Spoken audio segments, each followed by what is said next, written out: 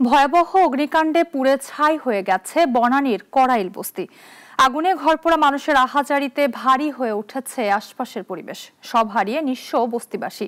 কেউ আশ্রয় নিয়েছেন খোলা মাঠে, কেউ বা ধ্বংসস্তূপের সামনে নির্বাক হয়ে চেয়ে আছেন, কেউ বা ধ্বংসস্তূপে খুঁজছেন বেঁচে থাকার শেষ আশা। বনানীর কড়াইল বস্তিতে রাতের অন্ধকারে লেলিহান আগুনের শিখা ঘুম ভাঙিয়ে দিয়েছে।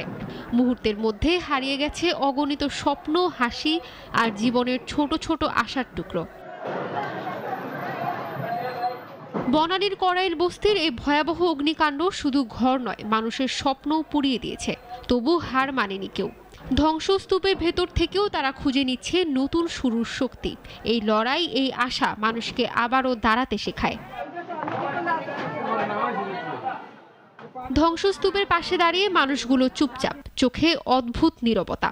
কেউ দাঁড়িয়ে আছে শুধু হতবাক দৃষ্টিতে, কেউ আবার আগুনের ছাই হয়ে যাওয়া নিচের ঘরের ধ্বংসস্তূপে খুঁজছে বেঁচে থাকার শেষ চেষ্টা।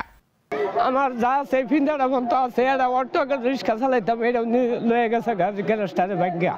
আমার বলতে আর কোনো কিছু নাই। আমরা 4 জন মানুষ এই রুমটা আমাদের থাকি। ক্ষতি তো অনেক হয়েছে, আমাদের যা আছে সব কিছুই শেষ হয়ে গেছে। এখন তো আর আমাদের ওরকম কিছু নাই, চলার মতন তো আর কোনো অবস্থা নাই।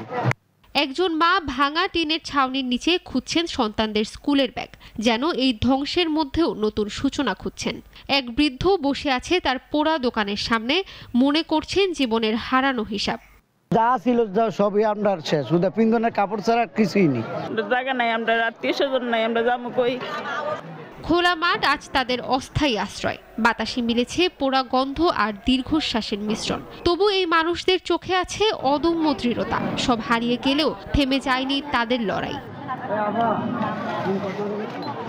ইশরাত জাহান, নাগরিক।